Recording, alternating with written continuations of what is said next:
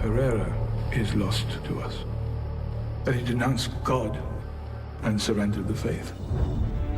Silence is the movie that wants to get into your head, your heart, and your soul.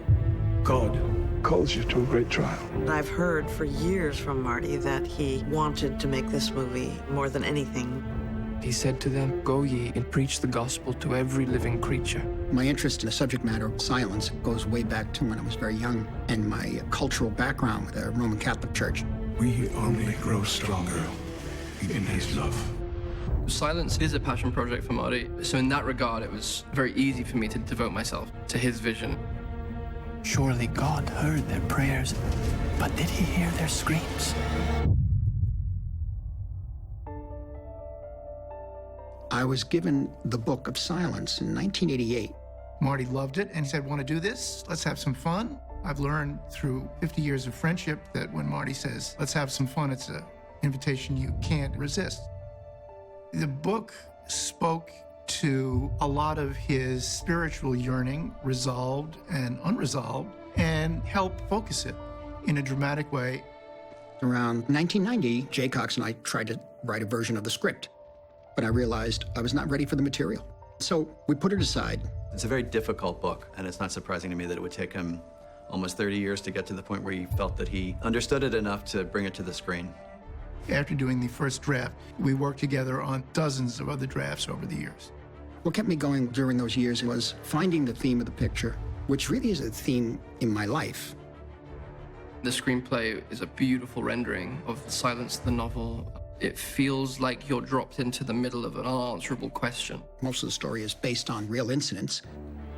When first Christianity arrived in Japan in the mid-16th century, Japan was in chaos after a long civil war. Nobody was controlling Japan at the time, so people could easily come in and develop their own institution. When the concept of God and Jesus and Virgin Mary were translated in Japanese, Buddhist concepts basically help those ordinary people to understand what these Christians are talking about. They try to make sense of Christian teaching based on what they have already known. Francis Xavier came here to teach the Japanese about the Son of God. Dainichi. Shall I show you their Dainichi? Behold, the Son of God.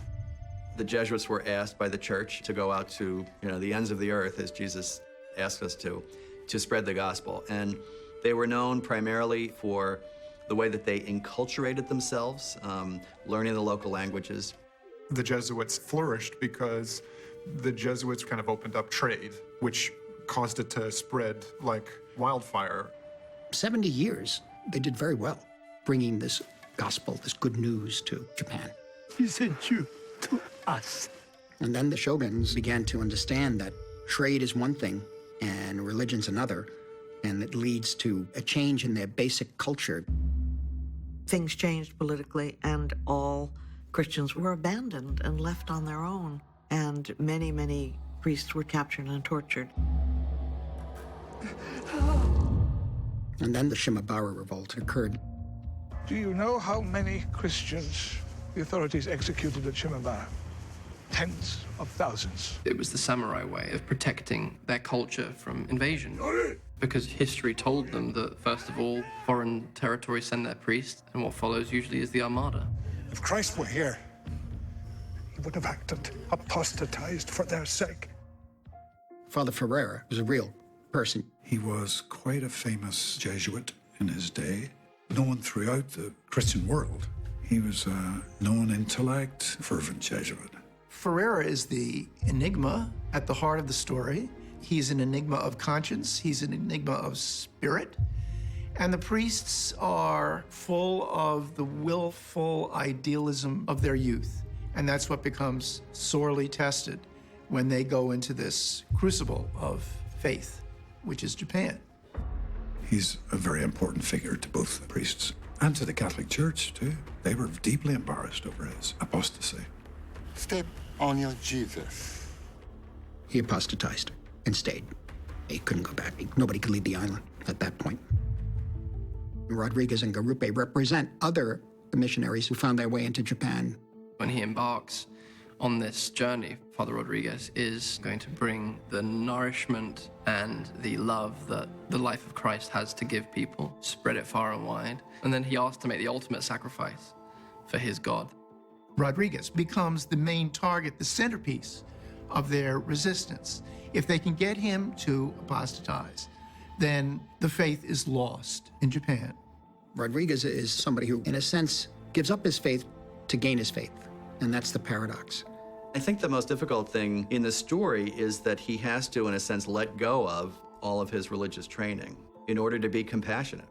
These are good Jesuits who are trying their best to figure out what the right thing to do is in a situation where there really is no roadmap. Christ is here, I just can't hear it. Turns out the ultimate sacrifice is to be renounced by the church, to live a life of faith, and to be totally invalidated in public.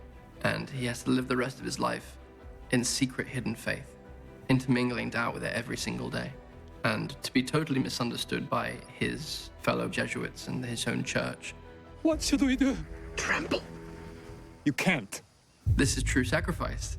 To keep these poor farmers from being tortured may have been his duty. Father Garupe is a little bit more impatient, but I know Jesuits like that. I don't know if I'd say he's more worldly, but he's, in a sense, he might be a little more human than Father Rodriguez. The two of them, I think, are very distinctive Jesuit types. The one person who's rather sure of himself, and the other person who really, struggles a little bit more with the spiritual side of things. We asked for this mission. Are you mad? It's too dangerous. Rodriguez is a little more cerebral. Garupe is a little more, shall we say, visceral. I think the issues are more clear-cut to Garupe than they are to Rodriguez. I think of Garupe very much as St. Peter, who's full of doubt and doesn't hide it at all, and is very openly complaining and tired, which I love. But when he gets tested, he rises to the occasion. Bring me to the Inquisitor. Bring me to Inoue-sama. I am Inoue. Inoue did exist in history. He was very well known for a most cruel way of torturing people. He was also a former Christian, but he renounced his faith, and we don't know why and how. Inoue, the Inquisitor, is a cunning, remorseless character. You do not speak like a good priest. But a character who has no self-interest in what he's doing. His interest is in Japan, just as in the priest's interest is in their faith and their church. There's that great line from the Inquisitor where he says, "The price of your glory is their suffering." And that is not something that Jesuit training prepared Rodriguez for, that sort of strange moral dilemma. Bless me, Padre, for I have sinned. I am sorry for being so weak. Kichijiro is a very human person. And like many of us, he sins, feels bad for it, and can't help himself. He is the most human of all the characters. I am not Kiristan! Kiristan, die! He seems to react emotionally on the spur of the moment to whatever's happening. He'll give people up. He'll repent. He'll want to confess. Then he'll do it again. I pray for God's forgiveness! The paradox is that is precisely what makes him Rodriguez's spiritual teacher. Jesus said, "What you do for the least of me, you do for me." In that sense, you have to love them. And that's Kichijiro, who tries, fails, but swears he'll be strong the next time. Ultimately, Rodriguez understands that it's himself, too. Endo himself, the writer of the novel, would say, Kichijiro is me. Why did you come here? Is it for absolution? Marty has a way of making sure that every character has its own story to tell. We didn't want good guys and bad guys. We wanted people to understand the reasons that the priests were impelled to promulgate the faith. And we wanted also for people to understand why the Japanese resisted. To help others is the way of the Buddha, and your way too. The two religions are the same in this. That's the genius of this film. Everyone's right and everyone's wrong. Here we go, stand by. Quietly, please. Rolling, rolling. It's great working with Martin Scorsese because I grew up watching his movies. I think he's the tip of the pyramid as far as directors alive today. There's so much reverence and you can't help but be intimidated by it, but he's very good at demystifying himself and making it about focusing on the details. Martin is very special. He knows the acting process. He's an actor himself, and he creates the environment for you to do your best work. All right, here we go. Stand by. Liam Neeson and I worked together before on Gangs of New York. He's an extraordinary actor. I never knew Japan when it was a country of light, but I have never known it to be as dark as it is now. His performance was so beautiful and quiet, but yet so powerful. Marty knew that Liam was going to bring that to the film. Liam is so devoted to his fellow actors and to the director, and he's just a huge talent. They can't conceive of our idea of the Christian God. You're wrong. You're wrong. They worship God. God, our Lord. Andrew was the actor that Marty wanted to work with. They had a 4-hour meeting the first time they met, and Marty just came out completely awed by Andrew's understanding of the material and his passion. Father James Martin, who was a Jesuit priest here in New York, who was a consultant on the film, very quickly became my spiritual director for my preparation process and throughout filming. I learned about all things Jesuit from him. Andrew came to me first very interested about Jesuit spirituality, and he really wanted to know about the spiritual exercises, which is the kind of foundation of Jesuit spirituality. Andrew actually went through the spiritual exercises of the Jesuits, which is an extraordinary achievement. These profound meditations on the life of Jesus give you a spiritual foundation that I hadn't previously understood. If it's done properly and deeply, it will change you. To see someone who didn't have a whole lot of formal experience of prayer go through the exercises, which is, for a lot of people, the kind of summit of a spiritual experience, and to really have a real experience of God over the course of 6 months was close to miraculous. In preparing for Rodriguez, I spent some time with Adam Driver at a silent retreat house in Wales. And then we went to Portugal together for a week to look at art and objects from that time and visit the places where those two characters would have entered the priesthood together. Andrew and Adam took the work very seriously, threw themselves into the roles. Adam is such an instinctive actor and such a unique actor and unpredictable and spontaneous. And I love him, and I think that's very important, that both of us loved each other as much as we possibly could. Him having been a Marine was something I found fascinating, talking to him about the bond that he had with his fellow soldiers and walking into deadly circumstances together and what that does to the nature of a friendship. Each of the actors brought extraordinary dedication. Andrew and Adam, their roles really involved certain hardships. They really had to be extremely thin, and they had to eat very, very little during the shooting. We had a nutritionist with us, but it was a physical hardship. It was great working with Andrew because we were starving together. One of my favorite moments was we were on a boat and they had the front of the boat tied to a big rope that they pushed out into the water, and the entire crew and cast and extras are all on the shore, and they called the lunch break. We're like, oh no, it's fine, we'll just stay out here in the boat. So we had like a panoramic view of everybody eating on the shore, you know, like passing around dumplings and all these like noodles, you know, like turning away food, being like, oh no, I'm done. And you could still see food that were left on the plate. That was one of my favorite moments. It creates a great deal of appreciation for all the things that you've taken for granted previously. The production was very physically challenging, but what made the job difficult all lent itself to the story. Now, many of the Japanese actors I'd known and I admired for years in other films. Tadanobu Asano plays the translator. I'd seen him in pictures by Kiyoshi Kurosawa, in Ichi the Killer, Miike's film. Beautiful. We'll do one more just for... Shinya Tsukamoto, I knew really as a filmmaker. He's brilliant, brilliant director. He made incredibly visceral films. Tetsuo, the Iron Man, a film called A Snake of June. If they know we are killed, we will be killed. Yoshi Oida was new to me. He's actually written many books on acting. Yotsuke Kobutsuka. Now, he played Kichichiro, and also seen him and admire him in many films. Bless me, Padre. What clicked there with Yotsuke was the audition.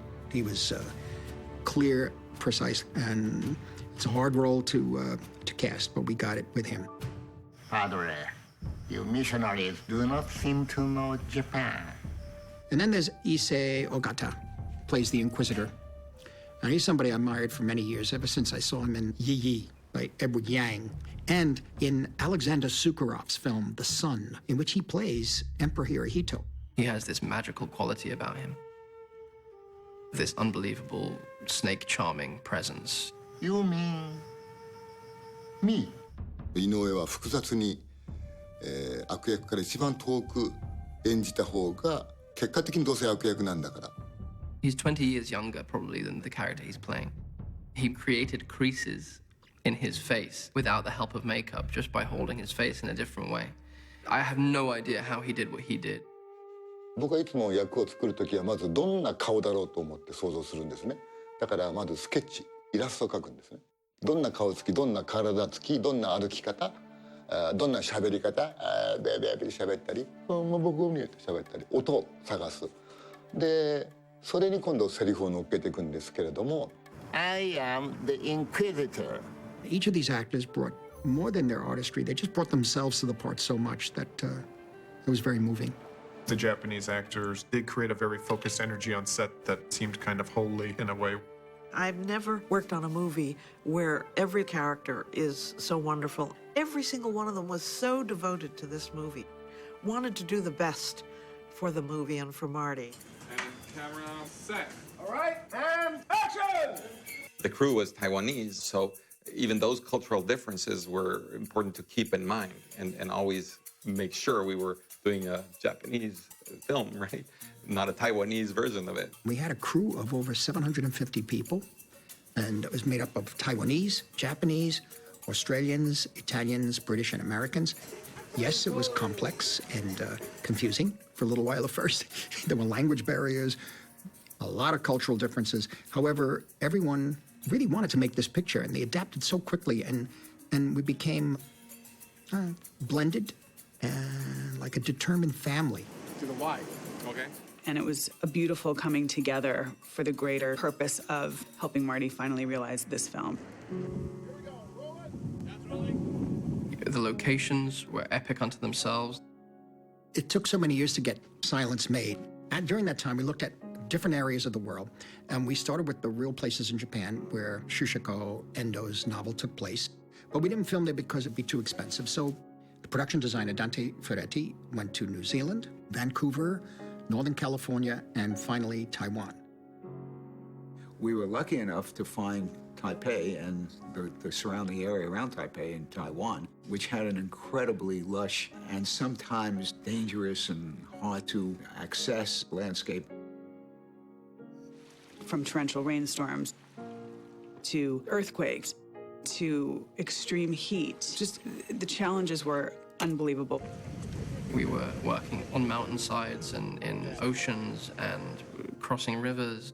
We even shot in a typhoon. I mean, it was a very, very arduous shoot. A lot of mountain climbing. Climbing mountains like that was posed definite challenges, but when you see Marty walking up a hill, you go, okay, here we go. We got to follow suit here.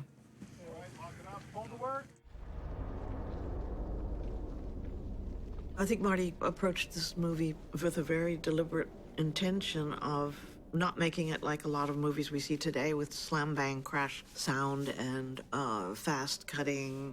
I think he wanted everybody in the beginning of the movie to calm down and start to think and feel about what they are seeing. And he does that through a very classical style of shooting. There is a restraint that you have to incorporate, and I think this film did require that. We always wanted to be in the priest's perspective. As they're the witnesses of many things that are happening, we'd see most of these things from their point of view. One of the things that Marty did is he wanted to show what the priests were feeling.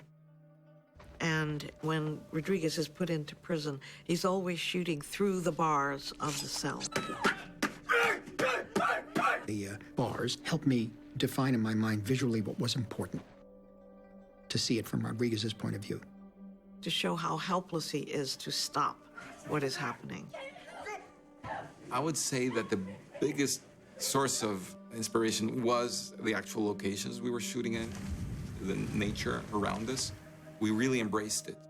I designed as much as I could the film, but when I got to the locations, something happened. The landscape itself said a great deal. Once we got the camera in position, we felt that the image was telling us more than what we thought. It's too... And so I began to strip away the unnecessary visual components of a scene, not needing a certain angle, concentrating on what the landscape looked like, the color of the grass, the shapes of the rocks, the ocean, the waves, the mist that came and went. There's this incredible shot, which I think is a masterpiece. When Mokichi drowns on the cross, his body is carried from the cross over to a burial pyre where his body is going to be burned to keep the Christians from giving him a Christian burial. And when I saw the dailies, I just couldn't get over the fact that Marty had done it in a wide shot and not with any coverage, no close-ups, no two shots. And it's very slow, but it's so powerful. You feel so deeply about it. And when I said to Marty on the set, I can't believe you didn't do any coverage, that's so brave. And he said, yes, because that wide shot is about helplessness. The priests are watching, and they can't do anything to stop it. All of these things really, in many cases, were a joy to compose the frame. It really was, especially in widescreen. And so it was a process of learning throughout and what to eliminate, really what to eliminate, and to get down to the essential. Being a person who's made some films that are very complicated visually, this was a confrontation with myself.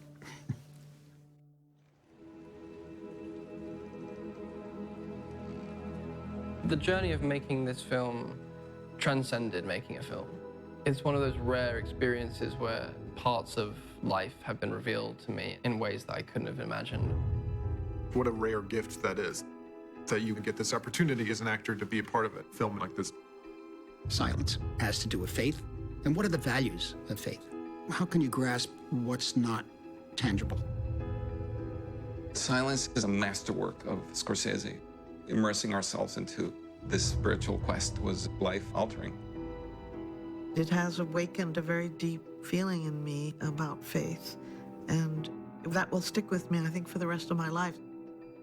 No matter if you're a believer in a religious faith or not, this film had a profound effect on everybody.